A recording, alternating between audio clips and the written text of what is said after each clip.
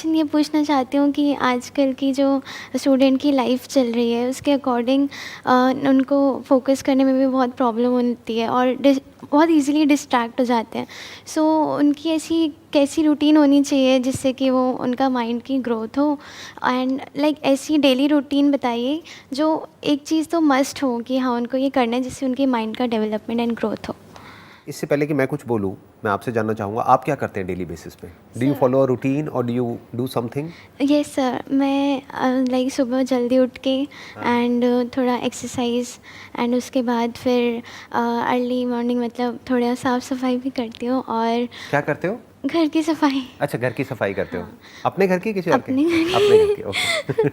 And फिर उसके बाद पूजा करती हूँ हाँ। एंड फिर बाकी सारे काम करती हूँ। और रात को सोने से पहले कुछ रूटीन है जिसको आप रात को फॉलो सोने करते से हैं? पहले आपकी वो वीडियो देखती हूँ नाइट वाली अफर्मेशंस वाली। अफर्मेशंस वाली। हाँ जी। मॉर्निंग वाली नहीं देखते? मॉर्निंग वाली भी। देखते हो?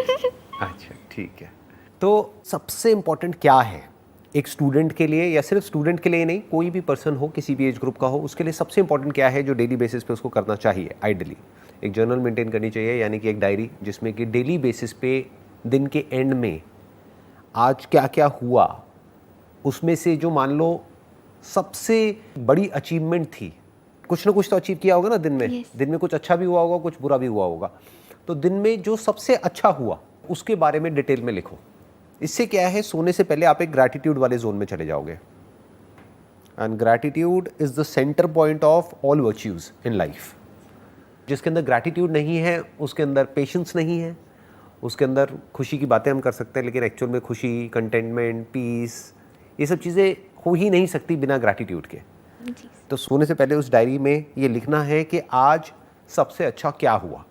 मिनिमम एक, maximum could be depending upon कि भाई आपकी लाइफ कितनी अच्छी है, कि अगर आप 2-3 चीज़ें भी लिख सकते हो तो बहुत बढ़िया है, बट एक तो लिखनी है डेली बेसिस पे रात को सोने से पहले। प्लस उसके साथ साथ में उस डायरी में या अलग से किसी पेपर में सबसे इंपॉर्टेंट आपको क्या अचीव करना है अगले दिन में, उसको भी प्रायोरिटाइज कर लो। जैसे हो सकता है आपको 3 काम करने हैं, जी। उसमें भी आप प्रायोरिटाइज कर लो कि सबसे इंपॉर्टेंट ये है, फिर सेकंड प्रायोरिटी पे ये है, थर्ड प्रायोरिटी पे ये है। एंड कहा जाता है ईट द फ्रॉग फर्स्ट। जो ऐसा काम है जो आपको करना बिल्कुल भी पसंद नहीं, उसको सबसे पहले करो। यूजुअली हम क्या करते हैं, हमारी ब्रेन क्या करती है, उसको सबसे एंड में डाल देती है, फिर वो काम होता ही नहीं है, फिर वो प्रोक्रास्टिनेट होता रहता है। तो जो भी काम आपको लगता है सबसे इंपॉर्टेंट है उसको टॉप प्रायोरिटी पे डाल दो। You must have something to get excited about for the next day. बहुत ज़रूरी है। कुछ भी ऐसा है जो मेरे को आज मैं जिस भी लेवल पर हूँ उससे एक स्टेप और आगे ले जाएगा। अब मेरे को मतलब क्या, मेरी स्किल को, मेरी नॉलेज को, मेरी अंडरस्टैंडिंग को, जो भी मैं काम कर रहा हूँ उसको, या मैं अगर तैयारी कर रहा हूँ किसी चीज़ की उसको, या मैं जो पढ़ाई कर रहा हूँ उसको, या पढ़ाई के अलावा और क्या क्या चीज़ें हैं जो साथ में करी जा सकती हैं। जैसे आप इंजीनियरिंग कर रहे हो, राइट? Yes sir. तो उसके साथ साथ में और क्या किया जा सकता है, कितना कुछ किया जा सकता है। यस सर, बहुत। आज की डेट में तो पता नहीं क्या क्या किया जा सकता है। आज की डेट में तो इन्फिनिट ऑप्शंस हैं। जी सर। आप किस में कर रहे हो, आईटी में कर रहे हो? Yes sir, CSIT। तो उसमें there are so many things which you can learn, जो कि आप फ्री में भी सीख सकते हो ऑनलाइन। बहुत सारे ऐसी वेबसाइट्स हैं जहाँ पर क्रैश कोर्सेज अवेलेबल हैं, तो अपनी स्किल को आप डेवलप कर सकते हो। वहाँ पे आपको सर्टिफिकेट भी मिल सकता है। मतलब यहीं बैठे बैठे, दिल्ली में बैठे बैठे ऑनलाइन आज की डेट में हार्वर्ड से, स्टैनफोर्ड से, ऑक्सफोर्ड से, पता नहीं जो भी वर्ल्ड की जो बेस्ट यूनिवर्सिटीज़ हैं वहाँ से सीख सकते हो। अब ये सब क्या है, ये इंपॉर्टेंट तो है लेकिन अर्जेंट नहीं है। अर्जेंट क्या है कि मेरे 2 दिन बाद एग्ज़ाम आने वाले हैं। जो वर्ड मैं यूज़ करता हूँ ना, खच्चर, ये आपने सुना होगा हाँ मेरे जी से। सर। यस सर, सुना ना? है। यस। ये कुछ आइडिया है मैं किन लोगों के लिए यूज़ करता हूँ ये जो वर्ड है? Yes sir. किसके लिए करता हूँ? सर जो लाइक भागे जा रहे हैं अपनी लाइफ में और मतलब अभी ये करना है, जो एक भेड़ चाल की तरह चले जा रहे हैं। और भेड़ चाल का मतलब क्या है कि जो अर्जेंट है सिर्फ उनका ध्यान वहीं तक होता है, जो इम्पोर्टेंट है वो कभी करते ही नहीं है, वो कभी ऐसा काम करते ही नहीं है। दोनों में फ़र्क देख पा रहे हो, अर्जेंट में और इम्पोर्टेंट में? अर्जेंट मतलब क्या, I have to do this, अब तो डेडलाइन आ गई, अब तो करना ही पड़ेगा। एग्जाम आ गया, अब तो करना ही पड़ेगा, नहीं तो फेल हो जाऊंगा, 1 साल पीछे रह जाऊंगा। घर में पैसा नहीं है तो नौकरी तो करनी ही पड़ेगी। तो इट्स ऑल अबाउट पड़ेगा, ये तो करना ही पड़ेगा। बट इंपॉर्टेंट मतलब क्या है, I want to do this. So there is a difference between I have to and I want to. Yes sir. So your mind must always be कि किस तरह से मैं इस आई हैव टू से निकल करके आई वॉन्ट टू वाली कैटेगरी में घुसूं। धीरे धीरे, एकदम से नहीं होगा, ओवरनाइट नहीं होगा, क्योंकि मान लो अगर आपका फाइनेंशियल बैकग्राउंड बहुत अच्छा नहीं है, एक मिडिल क्लास फैमिली बैकग्राउंड से आप बिलोंग करते हो, तो धीरे धीरे आपको अपनी लाइफ को इस तरीके से डिज़ाइन करना है कि ये हैव टू से हट करके आपको वांट टू में आना है कि I really want to do this. इसलिए नहीं कि कल मुझे ऑफिस जाना पड़ेगा, मंडे आ गया है तो सुबह उठना पड़ेगा, ऐसा नहीं होना चाहिए। इसका साइन क्या है कि आप सही ट्रैक पे जा रहे हो जब आप संडे के दिन भी एक्साइटेड हो जो भी कुछ मंडे को होने वाला है उसके लिए। आप एक्चुअल में अंदर से ये फील करते हो कि मंडे मेरी वीक का बेस्ट डे है, तो आप कह सकते हो कि yes you have done something interesting in life. अब इन खच्चरों की रेस से आप बाहर आ गए हो, नहीं तो ये तो रेस चलती ही रहती है मरते दम तक। यहाँ से कभी बंदा बाहर निकल ही नहीं पाता है। उसकी वजह क्या है, उसकी जड़ क्या है? वो कभी भी वो काम करते ही नहीं है जो करना चाहिए, जो करना इंपॉर्टेंट है। वो सिर्फ वही काम करते रहते हैं पूरी लाइफ जो उनको करना पड़ेगा। तो वो करो जो इंपॉर्टेंट है, दैट इज रियल ग्रोथ। इसीलिए मैंने क्या कहा, वो जो जर्नल है या वो जो डायरी है या जो भी पेपर पे आप लिख रहे हो, उसमें टॉप पे वो लिखो जो सबसे इंपॉर्टेंट है। May not be urgent but सबसे इंपॉर्टेंट है।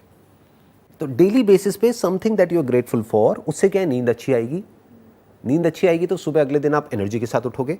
और सुबह उठते ही you must have either your own affirmations, या फिर जो मेरी एक अफर्मेशन वाली वीडियो है या ऐसी और अफर्मेशन वीडियोस हैं, उनको आप सुन सकते हो, जो भी आपको अच्छी लग रही है उनको। हो सकता है मेरी वीडियो इतनी अच्छी ना लगे, तो जो अच्छी लगे उसको सुन लो। नहीं सर, अच्छी है। अच्छी है बहुत। चलो शुक्र है, किसी को तो पसंद आई। Yes sir. आजकल स्टूडेंट्स मोस्टली ऐसे हैं जो नाइट आउल कह सकते हैं हम उनको, जो रात को लाइक अपना काम करते हैं एंड फिर अर्ली मॉर्निंग वो सो जाते हैं। तो सर क्या आपके अकॉर्डिंग ये रूटीन ठीक है? क्योंकि फिर उनकी दिन की शुरुआत तो फिर आफ्टरनून में ही होती है। इसका कोई हार्ड एंड फास्ट रूल नहीं है। जैसे जानवरों में भी दो तरह के होते हैं ना, जी। कुछ हैं जो रात को जागते हैं दिन में सोते हैं, कुछ है जो दिन में जागते हैं रात को सोते हैं। ऐसे ही इंसानों में भी बेसिकली हर एक का बॉडी कंपोजिशन अलग अलग होता है। तो कुछ लोग हैं जो रात को ज़्यादा अच्छे से अपना काम कर सकते हैं। मान लो पढ़ाई करने का काम है तो उनका ध्यान पढ़ाई में ज़्यादा अच्छे से लग जाता है, ज़्यादा आसानी से लग जाता है रात के वक्त। या फिर कोई है जो क्रिएटिव फील्ड से है तो उसको रात को आइडियाज़ आने लग जाते हैं। जैसे मुझे पता नहीं क्या है कि मुझे सुबह 6 बजे का टाइम है मेरा, एक 5-6 बजे का, रोज़ नहीं लेकिन कभी कभी हफ्ते में 1-2 बार ऐसा होता है कि अपने आप ही 5-6 बजे नींद खुल जाती है और कुछ आइडियाज़ आ जाते हैं। तो मेरे लिए जो बेस्ट टाइम है that is around 5 AM to 6 AM। तो हर एक के लिए वो अलग अलग होता है। लेकिन ये मैं बात कर रहा हूँ आज की डेट में। आज से कुछ साल पीछे चला जाऊँ, मे बी 15 साल पीछे, तो मेरे लिए जो बेस्ट टाइम होता था आइडियाज़ जनरेट करने का, that was at night, maybe at 1 AM 2 AM। तो ऐसा कुछ नहीं है कि जैसे लोग बोलते हैं ना कि भाई ऐसा ही होना चाहिए, वो बकवास है। क्योंकि हर एक की बॉडी अलग अलग है और वो भी टाइम के साथ साथ चेंज होती है, एज के साथ साथ चेंज होती है। तो आज की डेट में आपको समझना पड़ेगा कि आपकी जो बॉडी है वो किस टाइम पे एक ऑप्टिमम लेवल पे होती है वो काम करने के लिए जो आप करना चाहते हो।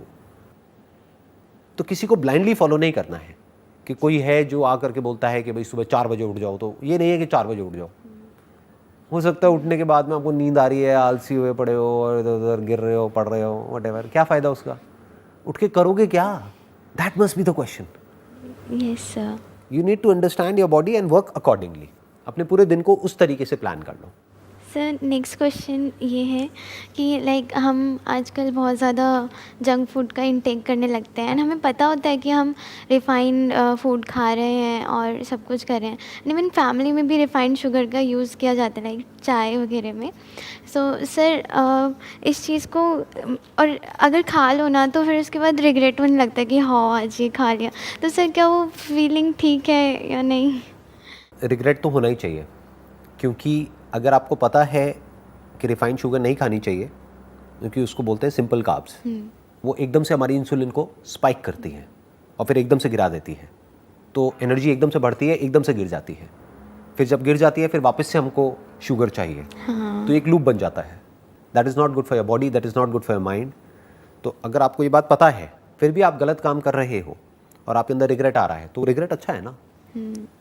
बिल्कुल ऐसा है, कोई फॉर एग्जांपल ड्रग्स ले रहा है और उसके अंदर रिग्रेट आ रहा है, यार मैंने ड्रग्स क्यों ली, तो वो रिग्रेट आना चाहिए। जिसके अंदर नहीं आएगा वो तो रोज़ शुरू हो जाएगा। ऐसा होता है कि मतलब जैसे अभी मैं बहुत कम इंटेक करती हूँ, जैसे कभी कहीं बाहर जाना हो तब, बट जब कभी कभी भी करो ना तब भी फिर वो रिग्रेट आने लगता है बाहर कि आज खा लिया हो। मैं आपको आइडिया देता हूँ। फॉर एग्जाम्पल आपकी वीकनेस है शुगर, तो अब आप क्या करोगे, इसको जोड़ दो किसी ऐसे काम के साथ जो आपको करना पसंद नहीं है लेकिन इंपॉर्टेंट है। ओके। फॉर एग्जाम्पल आपको एक्सरसाइज करना पसंद नहीं है, तो इसको जोड़ दो एक्सरसाइज के साथ कि अगर मुझे शुगर खानी है इतनी कैलोरीज, तो उसकी एक बेसिक सी कैलकुलेशन होती है कि मान लो अगर आपने 15 ग्राम शुगर खाई तो इंटू 4 कर दो, 60 कैलोरीज हो गई। तो अगर 60 कैलोरीज मुझे शुगर खानी है तो मैं पहले 120 कैलोरीज बर्न करूंगी, फिर 60 कैलोरीज खाऊंगी, तो कोई दिक्कत नहीं है, वहां पे रिग्रेट नहीं होना चाहिए। आपने क्या किया, इसको जोड़ दिया किसी ऐसे काम के साथ में, इस रिवॉर्ड को जोड़ दिया किसी ऐसे काम के साथ में जो करना चाहिए लेकिन आप करते नहीं हो। तो इस तरह से अपनी लाइफ को मैनेज कर सकते हो। सर एक और पूछ लूँ? अभी भी रह गया है? कौन सा क्वेश्चन है बताइए। सर ऐसा होता है कि लाइक जैसे जैसे हम टाइम के साथ साथ बड़े होते जाते हैं तो बिहेवियर चेंजेस बहुत सारे आते हैं। तो अगर हमें फिर खुद भी डर लगने लग जाता है कि अगर हमें लाइक जैसे मैं अपना ही एग्जांपल लूँ तो मुझे गुस्सा नहीं आता था पहले, बट अब धीरे धीरे थोड़ा सा आने लगा। सो मुझे डर लगता है कि मैं किसी को हर्ट ना कर दूँ इसकी वजह से। सो उस चीज़ का इमोशनल बैलेंस कैसे रखें? आपकी आवाज़ से तो नहीं लग रहा कि आपको गुस्सा आता है। मतलब ऐसे नहीं आता। जब आप गुस्सा करते हो तो सामने वाले हंसते हैं या सीरियसली उनको बुरा लगता है? गुस्से में मुझे रोना आ जाता है। अच्छा, तो आपका गुस्सा थोड़ा अलग टाइप का है। आई एम सॉरी, मुझे हंसी आ रही है। आप गुस्सा करोगे कैसे, पहले मेरे को करके दिखाओ एक बार, आप कैसे करोगे गुस्सा? सर अभी नहीं आएगा। जैसे मान लो किसी ने आपसे कुछ उल्टा बोल दिया, आप यहाँ से जा रहे हो, अपने घर जा रहे हो और किसी ने कुछ बोल दिया आपको, अब कैसे गुस्सा करोगे? सर अगर मैं उसको नहीं जानती तो मैं इग्नोर कर दूंगी। आप इग्नोर कर दोगे? बट हाँ, अगर अब्यूसिव हो रहा है कोई तो मैं बोलूँगी कि कैसे बोलोगे? उनको बोलूँगी कि प्लीज़ आप ऐसे मत बोलिए। ये आप गुस्सा कर रहे हो? सर और अगर जैसे अभी मेरी लाइक प्लीज़ आप ऐसे मत बोलिए, ऐसे मत बोलिए, उसके बाद भी अगर वो बोलता है या बोलती है व्हाटएवर, तो सर थोड़ा अगर चिल्लाना हो तो चिल्ला दूँगी। कैसे कैसे सर कैसे मैं गुस्सा बोल करोगे? दूँगी कि मैं आपसे आराम से बात कर रही हूँ तो आप भी आराम से बात कीजिए। अब थोड़ा थोड़ा गुस्सा मुझे नज़र आ रहा है। अब थोड़ा नज़र आया, ठीक है, तो है इसका मतलब आपके अंदर गुस्सा है। कुछ भी बुरा नहीं होता है लाइफ में, ये समझना ज़रूरी है। जैसे लोग होते हैं ना, वो बोलते हैं मेरे को पॉजिटिव थॉट्स आने चाहिए, नेगेटिव नहीं आने चाहिए। ये बेवकूफ़ी की निशानी है। पॉजिटिव और नेगेटिव क्या होता है, ये तो हम ही ठप्पा लगा रहे हैं ना, हम लेबल लगा रहे हैं, ये पॉजिटिव है ये नेगेटिव है। आपके ऊपर है आप उसको क्या मीनिंग दे रहे हैं। क्या है आपका पास्ट? कुछ एक्सपीरियंसेस हैं जो आपके साथ में हुए हैं, वो एक्सपीरियंसेस अपने आप में ना अच्छे होते हैं ना बुरे होते हैं, उसको आप मीनिंग दे देते हैं अपने माइंड में। उस मीनिंग के बेस पे आपकी आइडेंटिटी बनती है। उस आइडेंटिटी के अकॉर्डिंग थॉट्स और फीलिंग्स और इमोशंस जनरेट होते हैं। फॉर एग्जाम्पल, इस तरह के नेगेटिव इमोशंस आ रहे हैं, नेगेटिव फीलिंग्स आ रही हैं तो नहीं आनी चाहिए। उन सब की अपनी एक जगह है। Those are like sign post. Sign post का मतलब समझते हैं आप? साइन पोस्ट समझते हैं क्या होता है? नहीं। जैसे रोड पे जाते हैं तो एक साइन पोस्ट नहीं आता है यस कि ये जगह अब इतने किलोमीटर दूर है यहाँ से। For example, you are feeling sad, you are feeling depressed, तो वो बुरा नहीं है। That is like a sign post कि आप कहीं कुछ गलत कर रहे हैं, समझ जाओ, नहीं तो वो चीज़ बढ़ने लग जाएगी। फॉर एग्जाम्पल, आपका मूड बेवजह ही बहुत ख़राब रहने लग गया है, तो वो बुरा नहीं है। लोग क्या करते हैं, उसको इग्नोर करते हैं, डिनायल मोड में चले जाते हैं। लोग ऐसे शो करते हैं नहीं कुछ हुआ ही नहीं है। देखना, ध्यान से समझना, दोनों में फ़र्क समझना। एक है डिनायल मोड कि आप उसको पुश करने की कोशिश कर रहे हैं, आप उसको ऐसे शो कर रहे हैं अपने आप को औरों के सामने कि नहीं मेरी लाइफ में तो कोई प्रॉब्लम है ही नहीं। बाहर से हंस रहे हैं लेकिन अंदर से परेशान है। ये हो गया डिनायल मोड कि आपकी लाइफ में कोई प्रॉब्लम है, बट उस प्रॉब्लम को सॉल्व करने की बजाय, उस प्रॉब्लम को फेस करने की बजाय आप एक डिनायल मोड में हो। आप अपने आप से झूठ बोल रहे हो, आप अपने आप को कह रहे हो नहीं नहीं मेरी लाइफ में कोई प्रॉब्लम नहीं है, जबकि एक्चुअल में है। तो आप उस प्रॉब्लम से भाग रहे हो। दूसरे तरह के लोग कौन होते हैं? जो उस प्रॉब्लम के अंदर ही इंडल्ज हो जाते हैं कि मेरी लाइफ में ये है वो है वो है वो है वो है। दोनों में कोई फर्क नहीं है, दोनों ही जाकर के उस प्रॉब्लम में फंस जाते हैं। मैं क्या कह रहा हूं, ध्यान से समझना। अगर कोई भी उल्टे थॉट्स आ रहे हैं जो रेपिटेटिव है, कभी कभी आया गया कोई फर्क नहीं पड़ता, बट जो रेपिटेटिव है, एक तरह का एक पैटर्न बन रहा है, एक तरह की एक साइकिल बन रही है and you are not feeling good about those thoughts and feelings and emotions, तो इमीडिएटली देखो कि वो किस तरफ इशारा कर रहे हैं. That is basically an outcome of something that you are doing. उसका अपने आप में कोई मतलब नहीं है. फॉर एग्जाम्पल, आप बैठ करके पूरे दिन कोई न्यूज़ चैनल देखते रहो जहाँ पर उल्टी सीधी कोई भी न्यूज़ आ रही है, तो आपको अपने आप ही बुरा फील होने लग जाएगा. तो अब आपको ये नहीं करना कि मेरे को बुरा फील ना हो या मुझे बुरा फील नहीं हो रहा है. आप न्यूज़ चैनल देखे जा रहे हो, आपको बुरा फील हो रहा है, लेकिन पूरी दुनिया के सामने आप कैसे रिएक्ट कर रहे हो कि मैं बहुत खुश हूँ. खुश कैसे हो सकते हो? आपको डर लग रहा है, लेकिन बाहर से आप क्या शो कर रहे हो? नहीं, मुझे डर नहीं लग रहा है. आप एंशियस हो अंदर से, लेकिन बाहर से क्या दिखा रहे हो? नहीं, मेरे को कोई एंजाइटी नहीं है. ये हो गया डिनायल मोड. या फिर क्या है, जो न्यूज़ चैनल वाले आपको डरा रहे हैं चीख चीख करके, आप और डरते चले जा रहे हो और ये कह रहे हो कि मेरे को क्या हो रहा है, मैं इतना डर क्यों रही हूँ, ये वो. उस वक्त करना क्या है? Look at it as a sign post कि मुझे बुरा फील हो रहा है. क्यों हो रहा है? मैं क्या गलत कर रही हूँ? तो इमीडिएटली आपको आंसर मिलेगा, अच्छा ये जो बुरा फील हो रहा है वो इस वजह से हो रहा है क्योंकि मैं कुछ बुरा देख रही हूँ, बुरा सुन रही हूँ, इस वजह से हो रहा है. तो अगर मैं वो बुरा देखना बंद कर दूँ, बुरा सुनना बंद कर दूँ, कुछ अच्छा देखना शुरू कर दूँ, कुछ अच्छा सुनना शुरू कर दूँ, कुछ अच्छा सोचना शुरू कर दूँ, एक डायरी मेंटेन करूँ, उसमें लिखूँ अपने सारे के सारे थॉट्स को. इनफैक्ट ये क्लैरिटी लिख करके ज़्यादा जल्दी आएगी आपको. जब भी कभी कुछ बुरा लग रहा है ना, लिखने लग जाओ, थोड़ी देर में अपने आप ही आपको अंदर से जवाब मिल जाएगा. अच्छा, इस वजह से ऐसा हो रहा है, ये मैंने पास्ट में हुआ था, उसको गलत मीनिंग दे दिया है, उसको मैं ये भी तो मीनिंग दे सकती हूँ. तो मीनिंग चेंज करते ही एकदम से सब कुछ चेंज हो जाता है. थॉट्स, फीलिंग्स, इमोशंस ऐसे ही बदल जाते हैं एक सेकंड में. You got the difference? आपको क्लियर हुआ? Yes sir. सर, अब जैसे मुझे गुस्से में ना रोना आ जाता है, तो सब मुझे ऐसा कहते हैं कि ये वीकनेस है, तुम मतलब वीक क्यों हो रहे हो. तो रोना क्या वीकनेस में आ जाता है? नहीं, रोना तो बहुत अच्छा होता है, क्योंकि जिसको रोना आता है वो बड़ी जल्दी हल्का हो जाता है या हो जाती है. एग्जैक्टली. तो वो तो बहुत अच्छा है. हाँ, पूरे दिन आप रोते रहो तो बात अलग है. कभी कभी रोते होगे आई थिंक. सर यस, मतलब जैसे एवरेज क्या है हफ्ते में? नहीं 15-20 बार? महीने में महीने में कभी कभी, जैसे अगर कुछ थिंग्स वर्कआउट नहीं कर रही होती महीने में तो. एक आध बार? हाँ. तो ठीक है, चलता है ना. आप अगर गुस्से में रो देते हो तो वो अच्छा है, क्योंकि रोना मतलब क्या, जो भी आपकी फीलिंग्स है, आपके इमोशंस है, वो रो करके बाहर निकल रहे हैं ना, बजाय कि किसी को मारने पीटने के. Yes sir. कुछ लोग हैं वो गुस्से में चीज़ें उठा करके फेंकने लग जाते हैं, मारते हैं, पीटते हैं, चीखते हैं, चिल्लाते हैं. उससे फार बेटर है रोना. रोना बुरा नहीं है, बहुत अच्छा है, बहुत हेल्दी है.